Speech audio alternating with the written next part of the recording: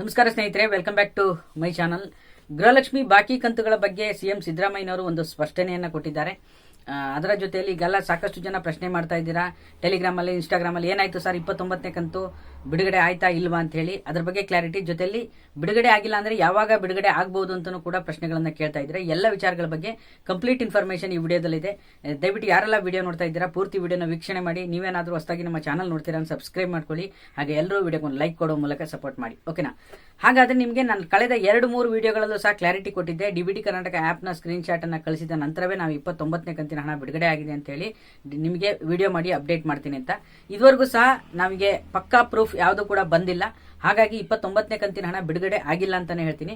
ಇದಕ್ಕೆ ಸಂಬಂಧಪಟ್ಟ ಹಾಗೆ ಈಗ ಸಿಎಂ ಸಿದ್ದರಾಮಯ್ಯನವರು ಉಪಚುನಾವಣೆಗಳು ಇರೋದ್ರಿಂದ ದಾವಣಗೆರೆ ಆಗಿರ್ಬೋದು, ಬಾಗಲಕೋಟೆ ಜಿಲ್ಲೆಯಲ್ಲಿ ಏನು ಉಪಚುನಾವಣೆ ಇದೆಯಲ್ಲ ಅದಕ್ಕೆ ಸಂಬಂಧಪಟ್ಟ ಹಾಗೆ ಈಗ ನಿಮಗೆ ಕಳೆದ ಮಾರ್ಚ್ ತಿಂಗಳಲ್ಲಿ 27 ಮತ್ತು 28 2 ಕಂತುಗಳ ಹಣ ಬಿಡುಗಡೆ ಆಗಿದೆ. ಅದಕ್ಕೆ ಸಂಬಂಧಪಟ್ಟ ಹಾಗೆ ನಿಮ್ಗೆ ಆಲ್ರೆಡಿ ನಾನು ತಿಳಿಸ್ಕೊಟ್ಟಿದ್ದೇನೆ.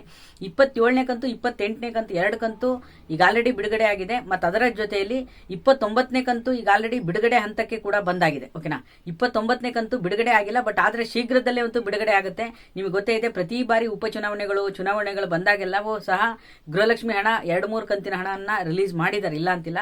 ಅದೇ ರೀತಿ ರಿಲೀಸ್ ಕೂಡ ಮಾಡ್ತಾರೆ. ನಾವು 2-3 ಕಂತು ಪೆಂಡಿಂಗ್ ಇದೆ, ಅದನ್ನ ಆದಷ್ಟು ಬೇಗ ರಿಲೀಸ್ ಮಾಡ್ತೀವಿ ಅಂತ ಹೇಳಿ ಸಿಎಂ ಸಿದ್ದರಾಮಯ್ಯನವರು ಸ್ಪಷ್ಟನೆ ಕೊಟ್ಟಿದ್ದಾರೆ.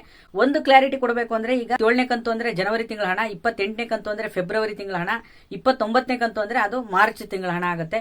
ಹಾಗಾಗಿ 29 ಕ್ಲಿಯರ್ ಮಾಡಿದ್ರೆ ಇನ್ನು ಲಾಸ್ಟ್ ಇಯರ್ 2025ನೇ ಫೆಬ್ರವರಿ ಮಾರ್ಚ್ ಏನು 2 ತಿಂಗಳ ಹಣ ಪೆಂಡಿಂಗ್ ಇತ್ತು, ಆ ತಿಂಗಳು ಮಾತ್ರ ಪೆಂಡಿಂಗ್ ಉಳಿಯುತ್ತೆ.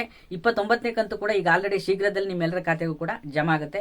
ಇದ್ರ ಬಗ್ಗೆ ಸರ್ಕಾರ ಕೂಡ ಈಗ ಆಲ್ರೆಡಿ ಮುಂಚೂಣಿಯಲ್ಲಿದೆ. ಹಣ ಆದಷ್ಟು ಬೇಗ ರಿಲೀಸ್ ಮಾಡಬೇಕು ಅಂತ ಹೇಳಿ ಕೂಡ ಸೂಚನೆಯನ್ನ ಕೊಟ್ಟಾಗಿದೆ, ಓಕೆನಾ. ಹಾಗಾಗಿ ನಿಮ್ಗೆ ಏನಾದರೂ 29ನೇ ಕಂತು ಹಣ ಬಂದ್ರೆ ನಮ್ಮ ಇನ್ಸ್ಟಾಗ್ರಾಮ್, ಫೇಸ್ಬುಕ್, ಟೆಲಿಗ್ರಾಮ್ ಅಲ್ಲಿ ಪ್ರೂಫ್ ಅನ್ನ ಕಳಿಸಿ. ಈಗ ಆಲ್ರೆಡಿ ಡೇ ಬೈ ಡೇನೇ ಅಪ್ಡೇಟ್ ಆಗ್ತಾ ಇದೆ. ಡಿಬಿಟಿ ಕರ್ನಾಟಕ ಆ್ಯಪ್ ಅಲ್ಲಿ 2 ದಿನ 3 ದಿನಕ್ಕೆ ನಿಮ್ಮ ಏನು ಬಾಕಿ ಕಂತು ಜಮಾ ಆಗಿರೋದೆಲ್ಲ ಅಪ್ಡೇಟ್ ಆಗ್ತಾ ಇದೆ. ಅಲ್ಲಿ ಸ್ಕ್ರೀನ್ ಶಾಟ್ ತೆಗೆದು ಈಗ 29ನೇ ಕಂತು ಬಂದಿರೋದನ್ನ ಟೆಕ್ಸ್ಟ್ ಮೆಸೇಜ್ ನ ಕಳಿಸಿ. ಅದರ ಜೊತೆಯಲ್ಲಿ 28ನೇ ಕಂತು ಯಾರ್ಯಾರಿಗೆಲ್ಲ ಬಂದಿಲ್ಲ ವೇಟ್ ಮಾಡಿ. ಇನ್ನೂ ಕೂಡ 25-30% ಜನರಿಗೆ ಹಣ ಬರೋದು ಬಾಕಿ ಇದೆ. 3ನೇ ಹಂತ ಶುರುವಾಗ್ತಿದ್ದಂಗೆ ನಿಮ್ಮೆಲ್ಲರ ಖಾತೆಗೂ ಕೂಡ ಹಣ ಜಮಾ ಆಗುತ್ತೆ ಅಂತ ಹೇಳ್ಬೋದು, ಓಕೆನಾ. ಹಾಗಾಗಿ ಈ ಕ್ಷಣದ ಅಪ್ಡೇಟ್ ಅನ್ನ ತಿಳಿಸ್ಕೊಡುವಂತ ಕೆಲಸ ಮಾಡಿದ್ದೇನೆ. ಉಪಚುನಾವಣೆಯಿಂದ ಹಣ ಬೇಗ ರಿಲೀಸ್ ಮಾಡುವಂತ ಸಾಧ್ಯತೆ ಇರುತ್ತೆ. ಕಳೆದ ವರ್ಷದ ಫೆಬ್ರವರಿ ಮಾರ್ಚ್ ಹಣ ಏನು ಬಾಕಿ ಇತ್ತು ಅದನ್ನ ಬಿಡುಗಡೆ ಮಾಡ್ತಾರಾ ಇಲ್ವಾ ಅಂತ ಹೇಳಿ ಕಾದ್ ನೋಡಬೇಕಾಗಿದೆ. ಅದ್ರ ಬಗ್ಗೆ ಯಾವುದೇ ರೀತಿ ಅಪ್ಡೇಟ್ ಬಂದಿಲ್ಲ.